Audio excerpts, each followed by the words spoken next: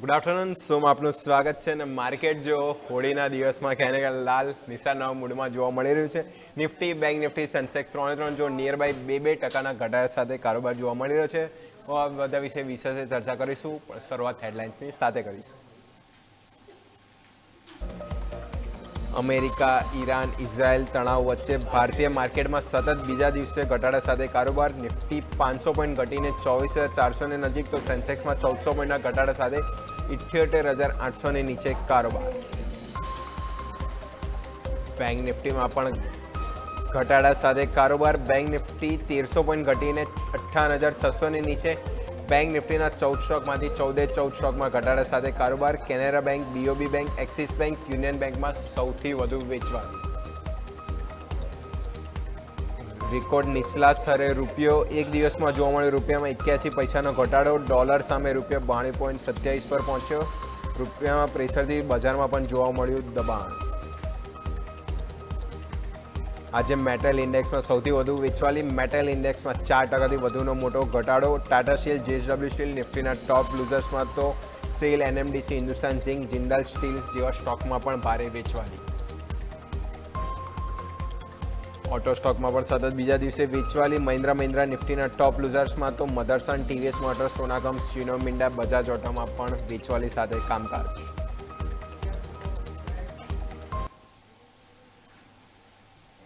Overall જો market ક્યાંને ક્યાંય જે સેન્ટિમેન્ટ ખરાબને લીધે ઘટાડવા જોવા મળી રહ્યો છે. ઓવરઓલ જોઈશું કે 2 દિવસથી જોવું તો 25,000ની નીચે આપણે મંડે આપણને જોવા મળે. 24,800 આજુબાજુ ક્લોઝિંગ જોવા મળ્યું. એટલે ક્યાંને ક્યાં આજે જો ફર્ધર 500 પોઈન્ટનો ઘટાડો હાલ નજીકમાં જોવા મળે છે. 24,382 એટલે 400 નીચે આવી ગયા છે. એટલે ક્યાંને ક્યાં નિફ્ટી માટે 25,000ની ટેવ હતી. 26,000 તરફની પહેલ જોવા મળી હતી. એના બદલે ક્યાંને ક્યાં જોશો 24,000નો આંકડો નિફ્ટીમાં યાદ રાખવું પડશે. બેંક નિફ્ટીમાં આપણે 60,000 61,000ની વાત કરતા હતા. હવે ત્યાંથી ઘટીને આપણે 59,000 બી નહીં પણ 58,000નો આંકડો હવે ક્યાંને ક્યાંય જે ફર્ધર સેન્ટિમેન્ટ હાલના પ્રમાણે જે જોવા મળી રહ્યા છે, આપણે ખાસ કરીને આંકડા હવે નિફ્ટી, બેંક નિફ્ટી બંનેમાં હવે યાદ રાખવા પડશે. બરોબર, આ બધા વિશે સેન્ટિમેન્ટનો ચર્ચા કરવા માટે આપણી સાથે ગેસ્ટ જોડાઈ ગયા છે સૃષ્ટિ મેંદેરીતા, વેલ્થ માઇન્ડ્સ. તો સૃષ્ટિ મેડમ, પહેલાં તો ગુડ આફ્ટરનૂન, શોમાં સ્વાગત છે. હેપી હોલી. અને માર્કેટ બી છે ક્યાંને ક્યાંય જો 2 દિવસથી કન્ટિન્યુઅસ હોલીના મૂડમાં જોવા મળ્યું છે. હવે ક્યાંને ક્યાંય ટેવ પાડવી પડશે કે નિફ્ટીમાં 24,000નું લેવલ યાદ રાખીએ અને બેંક નિફ્ટીમાં 58,000, કારણ કે હવે એ લેવલ સુધી આપણને ક્યાંને ક્યાંય સેન્ટિમેન્ટ છે તો આ લેવલ હવે માર્કેટમાં બતાવી ચૂક્યા છે. ફર્ધર 2 દિવસથી જો કન્ટિન્યુઅસ ઘટાડો 2% આજુબાજુ ત્રણ ઇન્ડેક્સમાં જોવા મળી રહ્યો છે. તો હવે કયા લેવલ સ્પેસિફિક હવે બાય ડીપ અહીંયાથી ઓપોર્ચ્યુનિટી રાખવી જોઈએ ઇન્ડેક્સમાં? સૃષ્ટિજી. વેરી ગુડ આફ્ટરનૂન અને તમને અને બધા દર્શકોને હેપી હોલી. નિફ્ટીની જો આપણે આજે વાત કરીએ તો એક ગેપડાઉન જ આપણે ઓપન જોવા મળ્યું છે, જે 24,423 પર હતું. ત્યાં જ એના ઉપર જે હાઈ એને બનાવ્યું હતું 24,476 ઉપર. એના નીચે જ માર્કેટ ટ્રેડ કરી રહ્યું છે અને મને લાગે છે કે 24,300 અને 24,500ની એક રેન્જમાં જ માર્કેટ આજે કન્સોલિડેટ કરી રહ્યું છે. એક લેવલ સ્પેસિફિક વાત કરીએ તો ઇમિડિયેટ સપોર્ટ મને 24,300નો લાગે છે, જે આજનો લો પણ છે. એની નીચે જો એક બીજા સપોર્ટની વાત કરીએ, એની નીચે ઇમિડિયેટ સપોર્ટ 24,150નો મને લાગી રહ્યો છે નિફ્ટી ઇન્ડેક્સમાં. અને એની ઉપર એક ઇમ્પોર્ટન્ટ લેવલ છે 24,800નો, જેની ઉપર જો માર્કેટ ક્લોઝ કરે તો જ એક પોઝિટિવ મોમેન્ટમ આવી શકે એવું મને લાગી રહ્યું છે. આપણે બેંક નિફ્ટીની આજે વાત કરીએ તો એમાં બી આપણે ગેપ ડાઉન ઓપન જ જોયું છે આજે. જેમ તમે વાત કરી કે 58,000નો એક લેવલ છે જે આપણે આજે બહુ કોશિયસલી જોવું જોઈએ, કારણ કે હમણાં જે માર્કેટ બેંક નિફ્ટી ટ્રેડ કરી રહ્યો છે 58,534 ઉપર. એની નીચે જે લેવલ છે 58,000 જ બની જ રહ્યું છે અને એના પછીનો જે એક સપોર્ટ છે 57,600નો બની રહ્યો છે. એટલે આજે મને લાગી રહ્યું છે કે આપણે ઇન્ડેક્સ સ્પેસિફિક ટ્રેડ ના લેવું જોઈએ આજે કે આવતા 2-3 દિવસ સુધી, જ્યાર સુધી એક જીઓપોલિટિકલ સ્ટેબિલિટી ના આવી જાય ત્યાર સુધી ઇન્ડેક્સ સ્પેસિફિક કોઈ પણ ટ્રેડ લેવાની મને લાગતું નથી કે લેવું જોઈએ. હાલ જે નવી વાત કરીએ, નવી સ્ટ્રેટેજી હાલ ઓવરની સલાહ રહેશે, કારણ કે જે ગ્લોબલ સેન્ટિમેન્ટ છે હજી ખરાબ જોવા મળ્યા છે. કારણ કે યુદ્ધનો તણાવ છે હજી વધી રહ્યું છે, ઘટાડો જોવા મળ્યો નથી. એટલે ફર્ધર ડીપ આપણે આ લેવલે તો કહી ના શકે કે નિફ્ટી, બેંક નિફ્ટી, સેન્સેક્સમાં કયા લેવલ આપણે ખાસ કરીને ઘટાડો જોવા મળી શકે છે કન્ટિન્યુ. પણ ઇન્ટ્રાડેમાં આપણે જેમ લેવલ સ્પેસિફિક કહ્યું હતું નિફ્ટી માટે જે 24,500 ઉપરની તરફ 24,476ના જાય બન્યા હતા, નીચેની તરફ 24,300 એટલે કે રેન્જમાં કારોબાર જે ફર્ધર ઘટાડા પછી જોવા મળ્યો હતો. સેમ બેંક નિફ્ટીમાં બી જે ગેપ ડાઉન ઓપન થયા પછી 100-200 પોઈન્ટની રેન્જમાં જ આપણને ઓવરઓલ ઇન્ડેક્સ સ્પેસિફિક આપણને વ્યૂ હાલ જોવા મળી રહ્યો છે. એટલે ક્યાંય ને ક્યાંય નવી બાઇંગ કાં તો નવું જે કોઈ સ્ટ્રેટેજી હાલ ઇન્ડેક્સમાં અવોર્ડની સલાહ બનશે. સ્ટોક સ્પેસિફિક હાલ તમે નવી ઓપોર્ચ્યુનિટી ગોતી શકો છો, કારણ કે ફર્ધર જો સેન્ટિમેન્ટ ક્યાંય ને ક્યાંય ખરાબ છે. બાય ડીપ આપણે કહ્યું જે ડીપ આવશે આપણને માર્કેટમાં ક્યાંય ને ક્યાંય જરૂર નથી, એટલે જે ડીપ પકડવું એ આમ કહીએ છીએ બાય ડીપ કરે, પણ જરૂરી નથી કે બાય ડીપ જે ડીપ આવે છે એ લેવલે તમારે બાય કરવું જોઈએ. થોડા સેન્ટિમેન્ટ ક્યાંય ને ક્યાંય સુધરે, થોડા સ્ટેબલ થાય પછી તમે ભલે અહીંયાથી નિફ્ટી ભલે 300-400 પણ અહીંયાથી રિકોર્ડ થઈએ, પણ સેન્ટિમેન્ટ જે પોઝિટિવ થાય એ પછી આપણે નવી ઓપોર્ચ્યુનિટી કાં તો નવી બાઇંગ આપણે ઇન્ડેક્સ સ્પેસિંગ કાં તો સ્ટોક સ્પેસિક અહીંયાથી વ્યૂ રાખવો જોઈએ. તો આ બી સલાહ છે, અહીંયાથી ફોકસ કરીશું. અને નેક્સ્ટ ઓવરઓલ સવાલ તરફ જઈએ તો દર્શકોના જે સવાલ આવ્યા છે, ફર્સ્ટ ક્વેશ્ચન જે માનવજીનો આવેલો છે ઇન્ડિયન બેંક ઉપર. ઇન્ડિયન બેંક ઓવરઓલ જો ફર્ધર સેલિંગ આમાં બી જો આજે પીએસયુ બેન્કિંગમાં ક્યાંને ક્યાંય જોવા મળ્યું છે. ઇન્ડિયન બેંક 685ની આજુબાજુ 120 ક્વોન્ટિટી બાય કરી હતી. મિડ ટુ લોંગ ટર્મનો વ્યૂ છે અને સ્ટોક અત્યારે 927 એટલે 989 આજુબાજુ હાઈ પડ્યા હતા. પછી ફર્ધર કરેક્શન ગ્લોબલ સેન્ટિમેન્ટના લીધે પ્રોફિટ બુકિંગ પીએસયુ બેન્કિંગમાં પણ જોવા મળી છે. તો સૃષ્ટિજી આપણે વાત કરીએ ઇન્ડિયન બેંક તો ઓવરઓલ જો એમની બાઇંગ પ્રાઇસ બહુ સારા લેવલે છે, સેન્ટિમેન્ટ ક્યાંય ને ક્યાંય હવે થોડા ખરાબ થાય છે, તો આ લેવલે શું એક વખત એક્ઝિટ કરી લેવું જોઈએ, પ્રોફિટ બુક કરવું જોઈએ કે હજી બી થોડું કન્ટિન્યુઅસ આપણને પીએસયુ બેંક સાથે આપણે ફોલોઅપ રાખવું જોઈએ? સૃષ્ટિજી.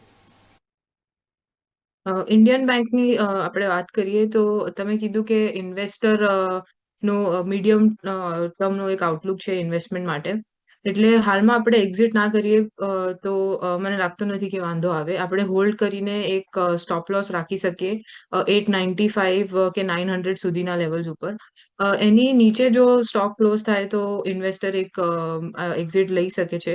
પણ મને લાગે છે કે આ એક ઇમ્પોર્ટન્ટ સપોર્ટ લેવલ અહીંયા છે જે હોલ્ડ કરીને કદાચ એક આપણે રિકવરી જોઈ શકીએ. અહીંયાથી જે એક રિકવરી આવે તો એક 1000ના કે 1100 સુધીના લેવલ્સ આપણે ઇન્ડિયન બેંકમાં જોઈ શકીએ છીએ એવું મને લાગી રહ્યું છે. ઓકે, તો વાત થઈ ઇન્ડિયન બેંક. ક્યાંને કે જો પીએસયુ બેન્કિંગ સેક્ટર આજે ફર્ધર સેલિંગ ત્યાં જોવા મળ્યું છે. એટલે ક્યાંને કે જે સેક્ટર સૌથી વધારે ચાલી હતા ત્યાં જો સૌથી વધારે સેલિંગ પ્રેશર જોવા મળ્યું છે. Bank of India 6% down, Indian bank જો 5 થી 5.5% ઘટાડો ત્યાં છે ઓવરઓલ. એસબીઆઈ જો 2.5% આજુબાજુ, પછી યુનિયન બેંક 3.5%. એટલે ક્યાંને કે પીએસયુ બેન્કિંગ છે જે પ્રોફિટ બુકિંગ સેન્ટિમેન્ટના લીધે જોવા મળી રહ્યું છે. તો ખાસ કરી ઇન્વેસ્ટરના બાઇંગ પ્રાઇસથી તો આપણે જોઈશું ઇન્ડિયન બેંક સારા ઉપર ચાલી રહ્યો છે. 895-900 આજુબાજુ સપોર્ટ છે સારો, તો ટ્રેલિંગ સ્ટોપલેસ તરીકે રાખશું. ફરીથી જો મોમેન્ટમ 950-970 લેવલ ક્રોસ કરે તો આપણને ફરીથી નવા હાઈ બનાવ્યા હતા 980-89ના 1000 સુધીના પણ લેવલ આપણને ઇન્ડિયન બેંકમાં જોવા મળી શકે છે. તો ફંડામેન્ટલથી તો કોઈ ઇશ્યુ નથી. ગ્લોબલ સેન્ટિમેન્ટના લીધે ક્યાંય ને ક્યાંય ઘટાડો જોવા મળે છે. તો આ લેવલ સાથે ખાસ કરીને ઇન્ડિયન બેંક અહીંયાથી ફોકસ કરીશું. નેક્સ્ટ સવાલ તરફ જઈએ તો નેક્સ્ટ ક્વેશ્ચન આપણી પાસે આવ્યો છે સૌમ્યજીનો ડિક્સોન ટેકનોલોજી ઉપર. ડિક્સોન ટેક ફર્ધર આ સ્ટોક જો ક્યાંય ને ક્યાંય 10,000નું લેવલ મંડે તો અચાવી રહ્યું, પણ આજે ક્યાંય ને ક્યાંય જો 10,000ના લેવલ નીચે આવી ગયા છે. 9,846 આજુબાજુ 10,000 મહત્વનો સપોર્ટ હતો તોડીને નીચે ડિક્સોન ટેકમાં આવી ગયા છે. તેમની બાઇંગ પ્રાઇસ 10,744ની છે, 20 ક્વોન્ટિટી છે અને અહીંયાથી એક વર્ષનો વ્યૂ રાખી રહ્યા છે. અને ડિક્સોન ટેક જો અમને એમના બાઇંગ પ્રાઇસ છે અત્યારે એક્ઝેક્ટ 1,000 રૂપિયા નીચે ચાલી રહ્યો છે. તો સૃષ્ટિ મેડમ ડિક્સન ટેકનોલોજી ક્યાંય ને ક્યાંય ઓવરઓલ સ્ટોક ફર્ધર સેલિંગના હતો જ, ઓલ ટાઈમ હાઈથી તો ખાસો કરેક્ટ થઈ ચૂક્યો હતો. ક્યાંય ને ક્યાંય સેન્ટિમેન્ટના લીધે 10,000નું લેવલ બી તોડીને હાલ નીચે કારોબાર કર્યો છે. તો ડિક્સન ટેકમાં કઈ રીતનો વ્યૂ રાખશે? જો આપણે 1 યરના આઉટલુકની વાત કરીએ ડિક્સન ટેકનોલોજીમાં તો હમણાં જે આપણે લેવલ જોઈ રહ્યા છે હાલમાં જે 9840 પર જે સ્ટોક ટ્રેડ કરી રહ્યો છે એની નીચે એક લેવલ છે 9480 ઉપર. ત્યાં સુધી કદાચ સ્ટોક આવી શકે છે એવી શક્યતા લાગે છે. જો હમણાં હજી પ્રેશર વધે તો એટલું આવી શકે છે. જો 1 યરના આઉટલુકથી ઇન્વેસ્ટર હોલ્ડ કરવા માંગે તો આમાં હોલ્ડ કરી શકે છે. એમની બાઇંગ થી હજી સ્ટોક નીચે છે, થોડાક લોસમાં છે, પણ હમણાં જો એ થોડા લોસમાં છે તો એ બુક કરી શકે છે કે લોસ બુકિંગ નાનું કરીને પછી નીકળી જાય. પણ જો 1 યરનો આઉટલુક આપણે જોઈએ તો મને પોઝિટિવ જ લાગી રહ્યું છે. અને પાછું મને લાગી રહ્યું છે કે એમના જે બાઇંગ પ્રાઇસ છે એનાથી એ આવી શકે અને એના ઉપર પણ 11,000ના લેવલ્સ આપણે પાછા આમાં જોઈ શકીએ છીએ. એટલે લોંગ ટર્મ 1 યરના આઉટલુકથી આમાં હોલ્ડ કરી શકાય. તો વાત થઈ કે ડિક્સન ટેક 1 યરનો જે આઉટલુક છે દર્શકનો, તો ક્યાંય ને ક્યાંય એના માટે વ્યૂ પોઝિટિવ છે, હોલ્ડ રાખી શકાય. 9,841 આજુબાજુ સ્ટોક ચાલી રહ્યો છે, તો 9,480 આજુબાજુ સપોર્ટ લઈએ તે ટ્રેનિંગ સ્ટોપલેસ તરીકે રાખશું. હાલ ઇન્વેસ્ટરના બાઇંગ પ્રાઇસથી તો ઘટાડો એટલે મતલબ લોસમાં ચાલી રહ્યા છે, પણ એક વર્ષનો વ્યૂ છે તો ફર્ધર આપણને મોમેન્ટમ ક્યાંય ને ક્યાંય સેન્ટિમેન્ટ પોઝિટિવ સુધરશે તો બાઉન્સ બેક આપણને ઓવરઓલ માર્કેટમાં અને સ્ટોક સ્પેસિફિક પણ જોવા મળી શકે છે. એમને બાઇંગ પ્રાઇસ આજુબાજુ 11,000 સુધીના પણ લેવલ આપણને ડિક્સન ટેકમાં જોવા મળી શકે છે. તો લેવલ સ્પેસિફિક એક વર્ષનો વ્યૂ, લેવલ સ્પેસિફિક અહીંયાથી વોચ રાખીશું. ડિક્સન ટેક તો અહીંયા આ લેવલથી હોલ્ડની સલાહ બની છે ડિક્સન ટેકનોલોજી, તો ખાસ કરીને અહીંયાથી હોલ્ડ રાખીશું.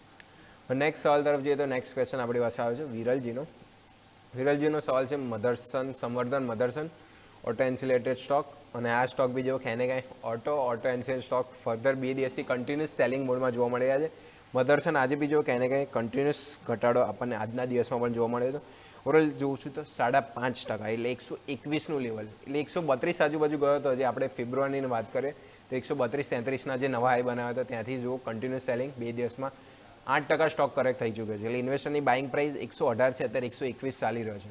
તો સૃષ્ટિ મેડમ મધરસન ઓવરઓલ જો ઓટો સ્ટોક ખાસા આપણને જો પ્રોફિટ બુકિંગ સૌથી વધારે ઓટો સ્ટોકમાં જોવા મળી છે, અને મેટલ સ્ટોક તો ઓટો સ્ટોક એમની બાઇંગ પ્રાઇસ આજુબાજુ અત્યારે ₹3 ઉપર ચાલી રહ્યો છે. તો સંવર્ધન મધરસન શું વ્યૂ રાખશું આ લેવલે સૃષ્ટિ? આપણે સંવર્ધન મધરસનની વાત કરીએ તો હાલમાં જે લેવલ પર 121 પર ટ્રેડ કરી રહ્યો છે, ત્યાં એક આપણે સપોર્ટ રેઝિસ્ટન્સ ઝોન પર જ ટ્રેડ કરી રહ્યો છે. ઇન્વેસ્ટરની બાઇંગ પ્રાઇસથી થોડું ઉપર છે, તો મને એવું લાગી રહ્યું છે કે અહીંયાથી એક એક્ઝિટ આપણે થોડું પ્રિકોશન લઈને એક્ઝિટ કરી દઈએ. અને જો આનાથી નીચે સ્ટોક જતો રહે અને પછી એક બાઉન્સ બેક દેખાય, જે મને લાગી રહ્યું છે કે સ્ટોક 115ના લેવલ સુધી પણ જો આની નીચે બ્રેક થાય 121ના લેવલ પર, તો 115નો લેવલ આમાં આપણને દેખાઈ શકે છે. એટલે ત્યાંથી પાછી એક બાઇંગ ઓપોર્ચ્યુનિટી આમાં બની શકે છે. તો ઇન્વેસ્ટર ત્યાંથી એક ફરી બાય એન્ટ્રી લઈ શકે છે. હાલમાં આપણે એક્ઝિટ કરી દઈએ અને જ્યાર સુધી માર્કેટ સ્ટેબલ ના થાય ત્યાર સુધી આપણે વેટ કરીએ અને પછી 115ના લેવલથી એક રિકવરી જોઈએ ત્યારે આપણે બાય કરીને પાછા 130 ને 132ના લેવલ સુધી 132ના લેવલ ના ટાર્ગેટ સુધી આપણે એટલે લઈ શકીએ છીએ. ઓકે, તો વાત થઈ ગઈ સંવર્ધન મધરસન. એને કંઈ સ્ટોક જો ઇન્વેસ્ટરની બાઇંગ પ્રાઇસ છે તો હાલ ત્યાંની નજીક આવીને ઊભો રહી ગયો છે. એટલે કે એને કંઈ સ્ટોક જો ફર્ધર પ્રેશર આપણને ઓવરઓલ મધરસનમાં પણ જોવા મળ્યું હતું. આ લેવલ એક વખત એક્ઝિટ કરો તો એક્ઝિટ કરી શકે છે. ફર્ધર પછી થોડા સેન્ટિમેન્ટ સુધરે, બાય ડીપ જે નવું ડીપ આપણે બને 115 આજુ જેમ ગેસ્ટે કહ્યું તો ત્યાંથી પણ નવું બાઇંગ ઓપોર્ચ્યુનિટી કરી શકે છે. તો બાય ડીપની સલાહ રહેશે હાલ આ લેવલે એક્ઝિટ કરવું હોય તો એક્ઝિટ કરી શકે છે. 115 સુધીના લેવલ આપણને મધરસનમાં જ્યાં જો સપોર્ટ તોડે છે તો જોવા મળી શકે છે. તો મધરસન ખાસ આ રીતનો લેવલ સ્પેસિફિક વ્યૂ અહીંયાથી રાખીશું મધરસન ઉપર. નેક્સ્ટ સમય થઈ ગયો છે ક્વિક બ્રેકનો. બ્રેક લઈશું અને બ્રેક બાદ જેને બીજા સવાલ આવે છે એના પર બી ચર્ચા યથાર્થ રાખીશું. બ્રેક બાદ આપનું સ્વાગત છે. તોરલ માર્કેટ જો 24,360, 500 પોઈન્ટનો ઘટાડો, 2%નો ઘટાડો નિફ્ટીમાં આવી ગયો છે. બેંક નિફ્ટી બી 58,500 એટલે ઓવરઓલ જોઈશું ત્યાં બી 2% આજુબાજુ, અને સેન્સેક્સ બી જો 1,500 પોઈન્ટનો ઘટાડો 1.86 એટલે નિયર બાય 3 ઇન્ડેક્સ 2% ઘટાડો હાલ 3 ઇન્ડેક્સમાં જોવા મળ્યો છે. સેક્ટરની તો વાત જ નહીં કરે, કારણ કે સેક્ટર જો 3, 4, 5% સુધી આપણને સેક્ટરમાં ડાઉનફોલ જોવા મળ્યો છે. ઓવરઓલ હવે દર્શકોના સવાલ તરફ જ આગળ વધીએ તો નેક્સ્ટ ક્વેશ્ચન વિનોદજીનો આવેલા છે એશિયન પેઇન્ટ ઉપર. એશિયન પેઇન્ટમાં ઉપર સવાલ છે 2460 આજુબાજુ ઇન્વેસ્ટરની બાઇંગ પ્રાઇસ છે, 70 ક્વોન્ટિટી છે, મિડ ટર્મનો વ્યૂ રાખી રહ્યા છે, અને સ્ટોક હાલ જુઓ તો અત્યારે 2260 મતલબ નવા ઇન્ટ્રાડે લો આજે ક્યાંય ને કંઈ એશિયન પેઇન્ટે બનાવ્યો. તો જે ક્રૂડની ઇમ્પેક્ટ છે જે એશિયન પેઇન્ટમાં પણ જોવા મળી છે. તો સૃષ્ટિ મેડમ એશિયન પેઇન્ટની ક્યાંય ને કંઈ વાત કરીએ તો સ્ટોક 3,3500 હાઈ બનાવ્યા હતા, ત્યાંથી ફર્ધર કરેક્શન જોવા મળ્યું, અને જે ક્રૂડની જે મેજર ઇમ્પેક્ટ એશિયન પેઇન્ટને બી જોવા મળશે. જે પ્રાઇસ વધી રહી છે તો paint related stock Berger paint, Asian paint, Indigo આ 3 સ્ટોક છે ફર્ધર સેલિંગ છે. તો એશિયન પેઇન્ટ આ લેવલે હવે કરીને ફોકસ કરીશું સૃષ્ટિ. એશિયન પેઇન્ટની આપણે વાત કરીએ તો આપણે જે આજે જે ફોલ જોઈ રહ્યા છે એક માર્કેટ રિએક્શન જ છે, જે ઓઇલના પ્રાઇસીસ વધ્યા છે તમે કીધું એ રીતે. હમણાં આમાં જો ઇન્વેસ્ટર ની બાઇંગ પ્રાઇસથી ખાસું નીચે આવી ગયું છે, તો હું હોલ્ડ કરવાની સલાહ આપીશ કે ઇન્વેસ્ટર હમણાં થોડું સ્ટેબલ થાય માર્કેટ અને એક લોંગ ટર્મ વ્યૂથી આમાં હોલ્ડ કરી શકે. તો ફંડામેન્ટલી કંપની સ્ટ્રોંગ છે, અને ટેકનિકલી પણ મને આમાં એક બોટમ પર જ પાછો જે સ્ટોક આવી ગયો એવું લાગી રહ્યું છે. જે આપણે આમાં એક કન્સોલિડેશન બોટમ પર જોઈ હતી પહેલા પણ 2120 ઉપર. ત્યાં એ ઝોન પર હવે મને લાગી રહ્યું છે કે પાછું સ્ટોક એકવાર રિટ્રેસ થઈને ત્યાંથી એક બાઉન્સ બેક આપી શકે. જ્યાર સુધી ક્રૂડના પ્રાઇઝીસ અને આ જે વોરના જે ઇમ્પેક્ટ સ્ટેબલ ના થાય ત્યાર સુધી આમાં એક રિકવરી મને નથી લાગતી કે દેખવા મળે. એટલે મને લાગે છે કે લોંગ ટર્મ વ્યૂ જ આમાં આપણે રાખીને હોલ્ડ કરવું જોઈએ. 2120ના લેવલ આપણે જોઈ શકીએ છીએ અહીંયાથી બાઉન્સ બેક પહેલા, એવું મને લાગી રહ્યું છે. ઓકે, વાત થઈ ગઈ એશિયન પેન્ટ. 2 દિવસમાં સ્ટોક જો હું ડેટા જેમ રીડ કરી રહ્યો છું, 4% સ્ટોક 2 દિવસમાં ઘટી ચૂક્યો છે. કેને કે જો ક્રૂડ પ્રાઇસ જે ઓવરઓલ વાત કરીએ તો ક્રૂડ પ્રાઇસ જ કેને કે જો કે જે સૌથી વધારે વાતચીત થઈ રહી છે 2 દિવસમાં જે યુદ્ધના લીધે, જે ક્રૂડ રિલેટેડ કંપની અને ક્રૂડ પ્રાઇસના લીધે મોટું ઇમ્પેક્ટ માર્કેટમાં કેને કે જોવા મળે છે. બધી ઓએમસીસ કંપની એના રિલેટેડ સ્ટોક છે, ફર્ધર કરેક્શન જોવા મળી છે. તો જેમ એશિયન પેન્ટની બી વાત કરી એના રિલેટેડ છે, એટલે ક્યાંય ને ક્યાંય જો ફર્ધર ઘટાડો જોવા મળે છે. પણ જે ગ્લોબલ ક્યુઝના લીધે છે, એટલે લોંગ ટર્મ ન હોય તો ક્યાંય ને ક્યાંય લેવલ સ્પેસિફિક જેમ વાત કરી 2120 ત્યાંથી આપણને બાઉન્સ બેક સારું જોવા મળી શકે. તો સપોર્ટ તરીકે રાખશું, ત્યાંથી બાઉન્સ બેક લોંગ ટર્મમાં આપણને એશિયન પેન્ટમાં જોવા મળી શકે છે. તો એશિયન પેન્ટ લોંગ ટર્મ ન હોય તો ખાસ કરીને ત્યાંથી હોલ્ડની સલાહ બને છે. તો એશિયન પેન્ટ ત્યાંથી હોલ્ડ રાખીશું. હવે નેક્સ્ટ સવાલ તરફ જઈએ તો નેક્સ્ટ ક્વેશ્ચન રૂપેશજીનો આવેલો છે એચએલ ઉપર. હિન્દુસ્તાન એરોનોટિકલ ડિફેન્સની ક્યાંય ને ક્યાંય ડિમાન્ડ વધી રહી છે, પણ ડિફેન્સ સ્ટોક એરીનું રિએક્શન અહીંયા આપી નથી રહ્યા. એચએલમાં જોઈએ તો 4004 આજુબાજુ એમની બાઇંગ પ્રાઇસ છે, 50 ક્વોન્ટિટી છે. અહીંયાથી લોંગ ટર્મનો વ્યૂ રાખી રહ્યા છે. એચએલ જો તો અત્યારે 3870 આજુબાજુ ઓવર જોઈએ. એક્ઝેક્ટ પ્રાઇસ જોઈએ તો એચએલમાં જોઈશું તો આપણે ઓકે 3890. આજે બી જો તો 1.5% ઘટાડો ક્યાંય ને ક્યાંય એચએલમાં જોવા મળી રહ્યો છે. એટલે ડિફેન્સની ડિમાન્ડ હવે જો તો ગ્લોબલ સેન્ટિમેન્ટ જે ડિફેન્સ રિલેટેડ જ ચાલી રહ્યા છે, ડિફેન્સની ડિમાન્ડ વધશે, પણ સ્ટોક ક્યાંય ને ક્યાંય રિએક્શન આપણે જોઈએ તો થોડું વિરોધ દિશામાં જોવા મળી રહ્યું છે. તો સૃષ્ટિથી એચએલ ઓર જો આજે બી એક સમાચાર આવ્યા હતા, 5800 કરોડના જે નવા ફાઇટર જેટનો ઓર્ડર મળ્યો છે, પણ રિએક્શન જો માર્કેટના લીધે ઘટાડા સાથે જ જોવા મળ્યું છે. તો એચએલ ક્યાંય ને ક્યાંય શું હવે ગ્લોબલ સેન્ટિમેન્ટ ખરાબ છે, તો થોડું ડિમાન્ડમાં હવે વધશે ડિફેન્સ સ્ટોકની. સૃષ્ટિજી એચએલ ની આપણે વાત કરીએ તો જે આજે પણ તમે કીધું એ રીતે ગ્લોબલ સેન્ટિમેન્ટ ખરાબ છે એના લીધે જ આજે સ્ટોક વધ્યો નથી. એક સારો ઓર્ડર મળ્યો છે એના પછી પણ આપણે એક પ્રેશર જ સ્ટોકમાં બની રહ્યો એવું લાગી રહ્યું છે. આમાં જે એક સપોર્ટ લેવલ છે 3818 નો, એ જ લેવલ પર મને લાગી રહ્યું છે કે સ્ટોક પાછો આવીને કદાચ આપણને એક 4000 સુધીની બાઉન્સ બેક આપી શકે છે. પણ આપણે હાલમાં આમાં વેઇટ કરીએ અને એક વેટ એન્ડ વોચની જ મારી સલાહ બની રહી છે આમાં. જો ડિફેન્સ સ્ટોક્સ મને લાગે છે કે અહીંયાથી સારા જ કરશે અને એક બુલિશ પોઝિટિવ મોમેન્ટમ આપણને દેખાશે લોંગ ટર્મમાં. પણ હાલમાં જે આપણે ગ્લોબલ સેન્ટિમેન્ટ જોઈ રહ્યા છે એના લીધે ડિફેન્સમાં પણ એક પ્રેશર બની રહ્યો હોય એવું મને લાગી રહ્યું છે. એટલે હાલમાં ઇન્વેસ્ટર હોલ્ડ કરે અને લોંગ ટર્મ વ્યૂ સાથે એક પોઝિટિવ મોમેન્ટમની રાહ જોવે એવી મારી સલાહ રહેશે. ઓકે, તો વાત થઈ કે એચએલ ડિફેન્સ સ્ટોક એને કે જો એની ડિમાન્ડ હવે હાલના લેવલને લીધે તો થોડી વધતી જોવા મળી છે, પણ ક્યાંય ને ક્યાંય ડિફેન્સ સ્ટોક છે, ફર્ધર સેલિંગ પ્રેશર આપણને એમાં પણ જોવા મળ્યું છે. ક્યાંય ને ક્યાંય ઓર્ડર બુક હવે ક્યાંય વધી રહી છે, એક્ઝિક્યુશનમાં બી થોડું આપણને પીછળ જોવા મળી છે. પણ જે હવે ગ્લોબલ ક્યુઝ જે ખરાબ છે, યુદ્ધના સમાચાર છે, તો ડિફેન્સ સ્ટોક ક્યાંય ને ક્યાંય મોમેન્ટમ પકડતા જોવા મળશે, કારણ કે ડિમાન્ડ ડિફેન્સ સ્ટોકની જો પોઝિટિવ હોય થોડી વધતી જોવા મળશે. તો લોંગ ટર્મ જોઈએ તો ખાસ કરીને 3818 આજુબાજુ છે, ત્યાંથી સપોર્ટ લઈને 4200 સુધીના પણ લેવલ એચએલમાં જોવા મળી શકે છે. તો ઓર્ડર બુક વાઇઝ સ્ટોક ખાસો મજબૂત છે. લાર્જ કેપ કંપની છે, ફંડામેન્ટલી જુઓ તો સ્ટ્રોંગ ખાસું છે. ઓર્ડર બુક બી જુઓ તો એની market cap wise order book બી જુઓ એનાથી વધારે એની પાસે ઓર્ડર બુક છે. એટલે ક્યાંય ને ક્યાંય HL fundamental order book wise stock આપણને સારો પોઝિટિવ છે. તો લોંગ ટર્મ માટે વ્યૂ હોલ્ડનો બન્યો છે. જેમ ગેસ્ટે બી કહ્યું એ સારો ડિફેન્સની ડિમાન્ડ અહીંયાથી વધશે, તો પોઝિટિવ આપણને એચએલમાં પણ જોવા મળી શકે છે. તો ખાસ કરીને એચએલ અહીંયાથી ફોકસ કરીશું. હવે લાસ્ટ સવાલ લઈ લઈએ તો લાસ્ટ ક્વેશ્ચન આપણી પાસે આવે છે વરુણજીનો આઈઓસી ઉપર. Indian oil corporation IOC OMC related stock 153ની બાઇંગ પ્રાઇસ છે દર્શકની, 900 ક્વોન્ટિટી છે અને મિડ ટર્મનો વ્યૂ રાખી રહ્યા છે. સ્ટોક હાલ આઈઓસી જુઓ તો 172 આસપાસ અત્યારે ચાલી રહ્યો છે. તો કે એને કે જે ક્રૂડની રિલેટેડ વાત થઈ કે ઘટાડો આપણને ઓએમસી રિલેટેડ સ્ટોકમાં જોવા મળે છે. તો સૃષ્ટિજી આઈઓસીની વાત કરીએ તો ઇન્વેસ્ટરના બાઇંગ પ્રાઇસથી તો હાલ ઉપર ચાલી રહ્યો છે. તો જે ગ્લોબલ સેન્ટિમેન્ટ થોડા ખરાબ છે ક્રૂડને લઈને, તો એક વખત આ લેવલે થોડું પ્રોફિટ બુક કરી લેવું જોઈએ કે પછી કન્ટિન્યુઅસ રાખી શકે છે ક્વોન્ટિટી આઈઓસી? આઈઓસીમાં ઇન્વેસ્ટરને જે બાઇંગ પ્રાઇસ છે એ બાઇંગ પ્રાઇસથી ઉપર જ સ્ટોક ટ્રેડ કરી રહ્યો છે. અને હાલમાં મને દેખાઈ રહ્યું છે કે 172ની નીચે જો એને મેજર સપોર્ટ 162નો જ બની રહ્યો છે.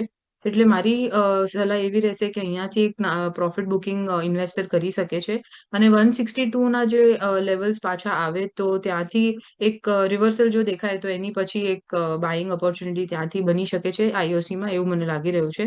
હાલમાં ઓઇલના પ્રાઇસીસ જ્યાર સુધી સ્ટેબલ ના થાય ત્યાર સુધી બાઇંગ ઓઇલ કંપનીઝમાં કે આઈઓસીમાં ના કરવી જોઈએ એવું જ મને લાગી રહ્યું છે. ઓકે, તો જેમ ક્રૂડના રેટેડ સમાચાર છે તો એમસી રેટેડ સ્ટોક ક્યાંય ને ક્યાંય થોડા હમણાં અવોઇડની સલાહ રહેશે. તો આઈસીમાં બી ખાસ કરી ઇન્વેસ્ટરની બાઇંગ પ્રાઇસ સારી છે, પ્રોફિટમાં ચાલી છે, એક વખત એક્ઝિટ લઈ લેવું છે. ફરીથી સ્ટોક બાય એન્ડ ડીપ એટલે નવા ડીપ બનાવે છે તો ત્યાં એક વખત જે સેન્ટિમેન્ટ ક્યાંય ને ક્યાંય સુધરે છે તો બાય એન્ડ ડીપ કરી શકે છે આઈઓસીમાં. તો ખાસ કરીને અહીંયાથી આઈઓસી ફોકસ કરીશું લેવલ સ્પેસી. આજ સાથે સમય થઈ ગયો છે રજા લેવાનો. તો સૃષ્ટિજી, આપણે જેટલા બી સ્ટોક ડિસ્કસ કર્યા આપના ડિસ્ક્લેમર. આપણે આજે જે બી સ્ટોક્સ ડિસ્કસ કર્યા એમાંથી આઈઓસી મારા પર્સનલ પોર્ટફોલિયોમાં છે, બીજા કોઈ બી સ્ટોક્સ મારા ક્લાયન્ટના પોર્ટફોલિયોમાં નથી. આપણે જે બી વાત કરીએ એક એજ્યુકેશનલ પર્પસ માટે છે અને તમે કોઈ બી સ્ટોક ઇન્વેસ્ટમેન્ટ કરો એ તમારા ફાઇનાન્શિયલ એડવાઇઝરની સલાહ લીધા પછી જ કરજો. મને શોમાં ઇન્વાઇટ કરવા બદલ ધન્યવાદ. તમે બધાને મારા તરફથી happy Holi. Once again madam happy Holi. તો ઓવરઓલ જો માર્કેટ આપણે ઘણા બધા ક્વેશ્ચન ડિસ્કસ કર્યા, ઓવરઓલ લિસ્ટો લાંબો હતો પણ ક્યાંય ને ક્યાંય ઘટાડો જોવો એટલે સ્ટોકમાં બી પોર્ટફોલિયો બધાને ક્યાંય ને ક્યાંય લાલ નિશાનમાં જોવા મળી રહ્યા છે. આજ સાથે સમય થઈ ગયો છે શો સમાપ્તિનો. મને અજય ચૌહાણ આપશો રજા. આગળના તમામ અપડેટ્સ માટે આપ જોતા રહો ન્યૂઝ કેપિટલ માર્કેટ.